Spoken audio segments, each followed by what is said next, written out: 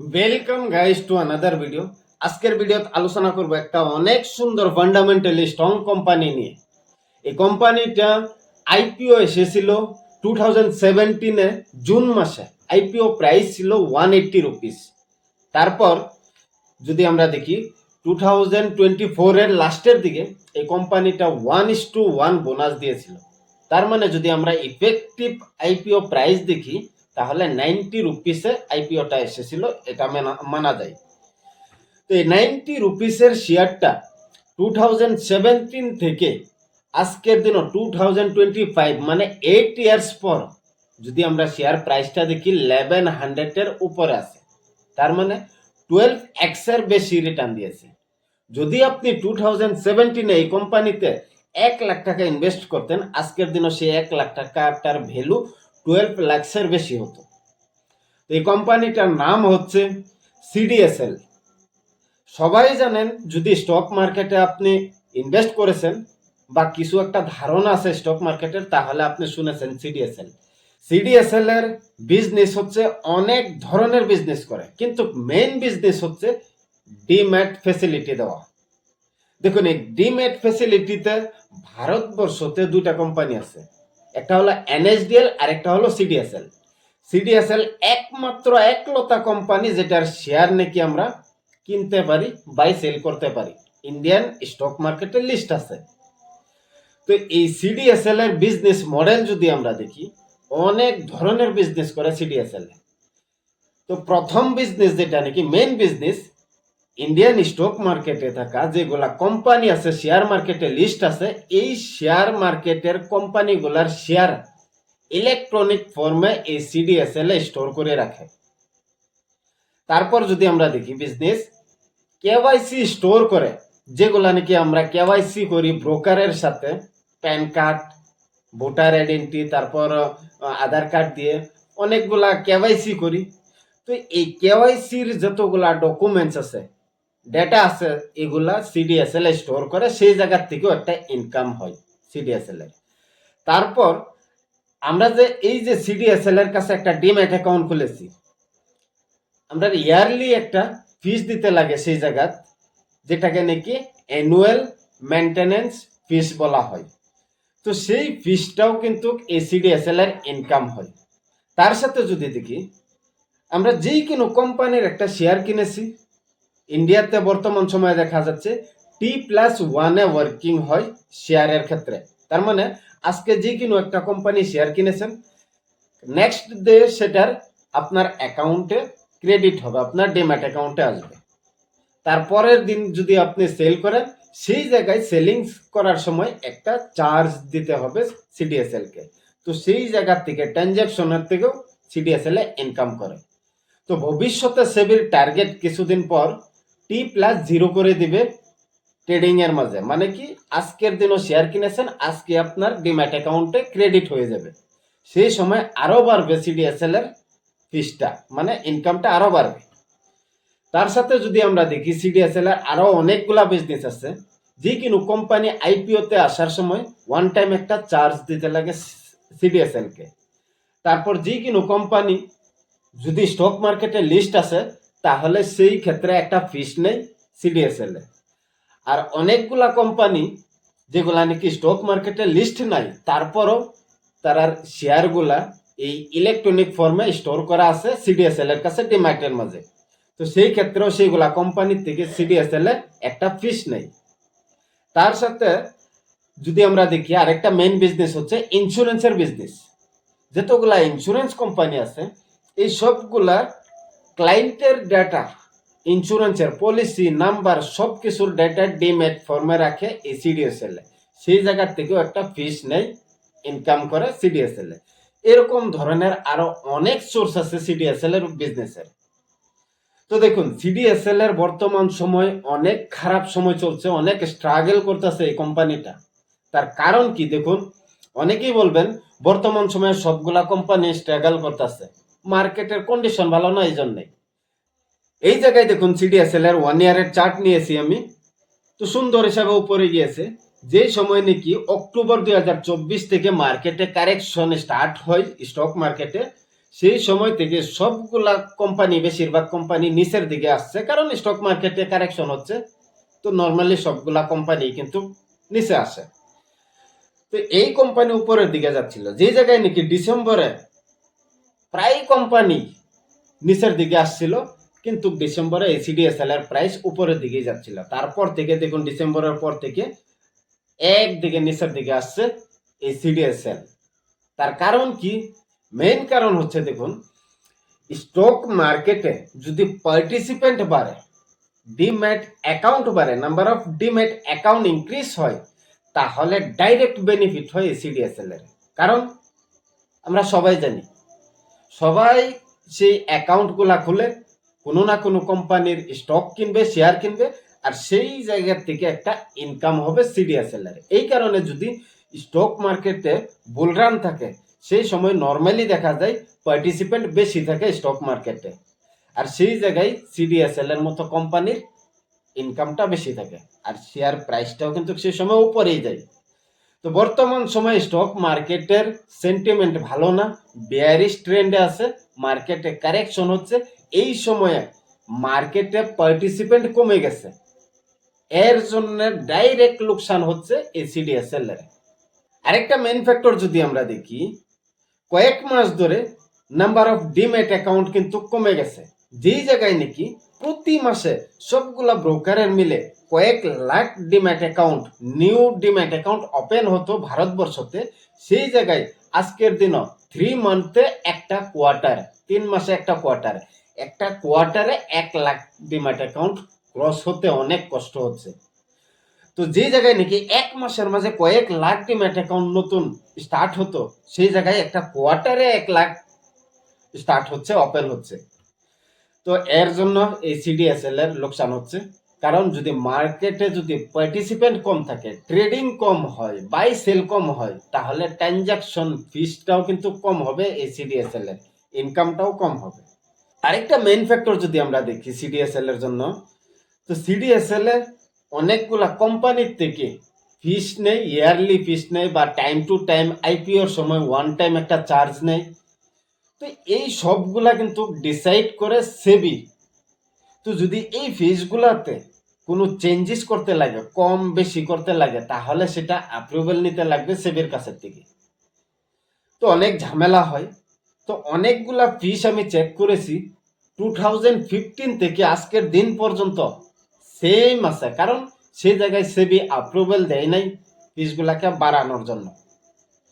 তো যদি আমরা দেখি ট্রানজাকশন ফিসটা, যেটা নাকি আমরা বাই সেল করার সময় নাকি দেই এই সিডিএসএল কে, সেই ফিসটা সিডিএসএল এর যে কোনো সময় ইনক্রিজ বা ডিক্রিজ করতে পারে, কম বেশি করতে পারে। তো কিছুদিন আগে সিডিএসএল এর ম্যানেজমেন্টে ট্রানজাকশন ফিসটা কম করে দিয়েছে।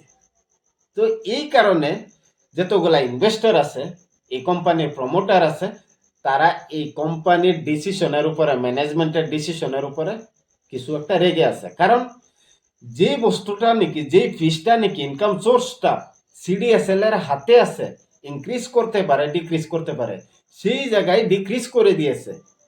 আর বাকি সবগুলা যদি আমরা দেখি সোর্স যেগুলা আছে ইনকাম সোর্স, সেই জায়গায় সবগুলাতেই কিন্তু সেবির অ্যাপ্রুভালের দরকার হবে যদি ইনক্রিজ করতে চাই।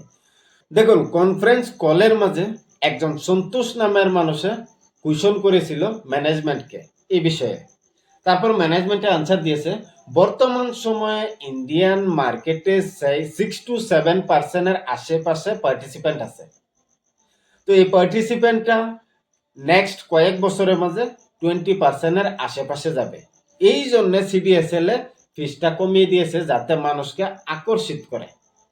তো এই আনসারে কেউ স্যাটিসফাইড হয় নাই, এই জন্য একটা নেগেটিভিটি কাজ করছে এই কোম্পানিতে বর্তমান সময়ে। তো এটাও একটা নেগেটিভ পয়েন্ট।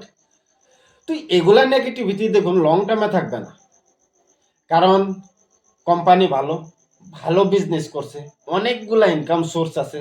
যদি ডিমেটের ক্ষেত্রে যদি ডাউনফল দেখা যাচ্ছে বর্তমান সময়, আর ট্রানজাকশন ফিস যদি কমে গেছে, এই ট্রানজাকশন ফিস থেকে যদি ইনকামটা কম হয় কোম্পানির কিছুদিনের জন্য, তাহলে দেখুন আরো অনেক সোর্স আছে কোম্পানির কাছে ইনকামের জন্য। তো সেইগুলার থেকে আসবে, কন্টিনিউ আসবে। কোম্পানির ইস্যুয়ার চার্জ, আইপিওর চার্জ, এর সাথে যদি কোনো কর্পোরেট অ্যাকশন হয় কোম্পানিতে, ডিভিডেন্ড, এরকম আরো অনেকগুলা বোনাস, এগুলা কর্পোরেট অ্যাকশন হয় কোনো কোম্পানিতে, তাহলে সেই জায়গার থেকেও একটা ইনকাম আসে সিডিএসএল এর কাছে। আরো অনেকগুলা সোর্স আছে, তো সেইগুলাতে হবে। আর যেগুলা নাকি নেগেটিভিটি বর্তমান সময়ে এই কোম্পানিতে কাজ করছে, আমি অলরেডি আলোচনা করেছি, এগুলা দেখুন লং টার্মের মাঝে থাকবে না। আর এই কোম্পানিটা আমরা যদি দেখি 2017-এ অনলি 180 রুপিসে আইপিও এসেছিল, লিস্ট হয়েছিল। তারপর 2024-এ 1:1 বোনাস দিয়েছে। তো যদি আমরা ইফেক্টিভ আইপিও প্রাইস দেখি তাহলে 90 রুপিস ছিল একটা শেয়ার লিস্টিং এর সময়। তো সেই 90 থেকে আজকের দিনে 1100 এর উপরে গিয়েছে একটা শেয়ারের দাম বর্তমান সময়। তার মানে 12x এর বেশি রিটার্ন দিয়েছে। আপনার 1 লাখ টাকার ইনভেস্টমেন্টটা 2017-এর আজকের দিনও 12 লাখের উপরে করে দিয়েছে। তো ভবিষ্যৎ এর থেকে আরো বেশি ক্ষমতা আছে এই কোম্পানির। আর শর্ট টার্মে দেখুন অনেকগুলা প্রবলেম আসতেই পারে যে কোনো কোম্পানিতে, তো এগুলা প্রবলেম লং টার্মে কিন্তু থাকবে না। লং টার্মে মার্কেটের সেন্টিমেন্ট ভালো হয়ে যাবে, মার্কেটে নিউ পার্টিসিপেন্ট আসবে, নতুন করে ডিম্যাট অ্যাকাউন্ট খুলবে, মার্কেটে ট্রেডিং ভালো হবে, মার্কেটের কন্ডিশন ভালো চলবে, বুলরান আরেকবার আসবে। তো সেই সময় এগুলার কোম্পানিরও ভালো সময় চলে আসবে। বর্তমান যদিও কারেকশনে আছে পুরো মার্কেটটা, ইন্ডিয়ান মার্কেট, সেই জন্য এই কোম্পানিটা নিচের দিকে আসছে। তারপর কোম্পানিতে কয়েকটা নেগেটিভ নিউজ ছিল, অলরেডি আলোচনা করেছি, এই জন্য আসছে। তো এগুলা সময়ে এগুলা কোম্পানিতে এন্ট্রি নিতে লাগে। আমরা যদি একবার 3 ইয়ারের চার্ট খুলে দেখি এই জায়গা, তাহলে দেখুন একদিকে মার্কেট উপরে গিয়েছিল, তারপরে এই যে লাস্ট ইয়ারের ডিসেম্বর থেকে কারেকশন হওয়া স্টার্ট হয়েছে। যদি আমরা একটা সাপোর্ট দেখি 1000-এর আশেপাশে একটা সাপোর্ট আছে, এটা একটা সাইকোলজি সাপোর্টও মানতে পারেন। তারপর চার্টের মাঝে একটা স্ট্রং সাপোর্ট আছে এই লেভেলে, তো এর আশেপাশে আছে। তো এরকম অবস্থায় অল্প অল্প করে যদি অ্যাড করেন, লং টার্মের প্ল্যানিং করে, তাহলে দেখুন লং টার্মের মাঝে 2, 4, 5 বছর পর এই জায়গা থেকে কয়েক গুণা হতে পারে। এই জায়গায় গ্যারান্টি বলা যাবে না, স্টক মার্কেটে গ্যারান্টি বলা যায় না কোনোদিনও, কিন্তু দিতে পারে যদি আমরা হিস্টোরির ডেটা দেখি বা কোম্পানির বিজনেস মডেল দেখি, তাহলে অনুমান করতে পারি। একবার যদি আমরা কোম্পানির সেলসটা দেখি কোয়ার্টার ওয়াইজ, তাহলে দেখুন এই জায়গা টাইম টু টাইম সবগুলা টাইমের মাঝে সেলস দেখুন ইনক্রিজ হয়েছে। এই জায়গা যদি আমরা দেখি সেপ্টেম্বর 2024-এ 322 করোড় সেলস ছিল, কিন্তু ডিসেম্বর 2024-এ সেলসটা ডিক্রিজ হয়ে গেছে। তার কারণ কি? মার্কেটে পার্টিসিপেন্ট কমে গেছে, মার্কেট কারেকশন মোডে আছে, এই জন্য কোম্পানির বিজনেস কমে গেছে, সেলসও কমে গেছে। যদি আমরা প্রফিট দেখি সেম কন্ডিশন, প্রফিটে দেখা যাচ্ছে সবগুলা কোয়ার্টারে প্রফিট দেখুন টাইম টু টাইম ইনক্রিজ হয়েছে। আর যদি আমরা দেখি লাস্ট কোয়ার্টারে ডিসেম্বরে 2024-এ 130 করোড় প্রফিট, আগের কোয়ার্টারের তুলনায় কিন্তু ডিক্রিজ হয়ে গেছে, কারণ মার্কেটে পার্টিসিপেন্ট কমে গেছে। যদি আমরা একবার annual profit and loss statement দেখি অ্যানুয়ালি, তাহলে দেখুন 2013 থেকে এই জায়গা দেখুন সেলস 91 করোড় ছিল, সেই জায়গা থেকে প্রতিটা বছরে দেখুন sales time to time increase হয়েছে, কোনো বছরে নেগেটিভে যায় নাই বা আগের বছর থেকে কম হয় নাই, প্রতিটা বছরে ইনক্রিজ হয়েছে সেলস। যদি আমরা প্রফিটটা দেখি তাহলে দেখুন প্রতিটা বছরে প্রফিট কিন্তু ইনক্রিজ হয়েছে, আগের বছরের তুলনায় নেক্সট বছর নেক্সট ইয়ারে কিন্তু প্রফিট ইনক্রিজই হয়েছে। তো যদি লং টার্মের প্ল্যানিং আছে আপনার, এগুলা কোম্পানিকে দেখতে পারেন। শর্ট টার্মে যেগুলা প্রবলেম আছে বর্তমান সময়ে এরকম কোম্পানিতে, এগুলা কিছুদিনের মাঝে শর্ট আউট হয়ে যাবে, ডিসমিস হয়ে যাবে। তারপর দেখবেন লং টার্মের মাঝে যেরকম গ্রোথ কোম্পানিতে আগেও হয়েছিল ভবিষ্যতেও হবে। যদি একবার আমরা সেলসটা এই জায়গা দেখি, ফিগারটা নাম্বারটা দেখি, তাহলে দেখুন 10 ইয়ারের মাঝে 25% বেড়েছে, 5 ইয়ারের মাঝে 33% ইনক্রিজ হয়েছে সেলসটা, 3 ইয়ারের মাঝে 33%, টিটিএম এ 58% ইনক্রিজ হয়েছে সেলস এই কোম্পানির। প্রফিট দেখলে 29% 10 ইয়ারে, 5 ইয়ারের মাঝে 30%, 3 ইয়ারের মধ্যে 28%, টিটিএম এ 57% ইনক্রিজ হয়েছে এই কোম্পানির প্রফিটটা। শেয়ার প্রাইসও সুন্দর হিসাবে ইনক্রিজ হয়েছে টাইম টু টাইম যদি দেখি এই জায়গা। তো এরকম কোম্পানিতে এন্ট্রি নিতে লাগে। তো দেখুন, যে কোনো কোম্পানিতে ইনভেস্ট করার আগে অ্যানালিসিস করে ইনভেস্ট করবেন। তারপর অনেকেই ভাবে কি একবার অ্যানালিসিস করে ইনভেস্ট করে দিলে তারপর কাজ শেষ, এরকম করবেন না। টাইম টু টাইম সেই কোম্পানিটাকে রিভিউ করবেন, আপনার পোর্টফোলিওতে থাকা কোম্পানিটাকে চেক করবেন, P&L স্টেটমেন্ট সময় সময় দেখবেন। কারণ একটা ভালো কোম্পানি যে কোনো সময়ে সেই কোম্পানিটা খারাপ হতে পারে। আমি নিজে অনেক কোম্পানি দেখেছি যেগুলো নাকি এক সময় অনেক ভালো পর্যায়ে ছিল, jet airbase, yes bank, Vodafone, তারপর ইন্ডিয়া বুল হাউজিং ফাইন্যান্স কোম্পানি, আরো এরকম আরো অনেক কোম্পানি দেখেছিলাম যেগুলা নাকি একদম নিফটি 50-তে ছিল, টপ কোম্পানি ছিল। আজকের দিনও সেগুলোর অবস্থা খারাপ। এই জন্য আপনার পোর্টফোলিওতে থাকা কোম্পানিটাকে টাইম টু টাইম রিভিউ করবেন, চেক করবেন।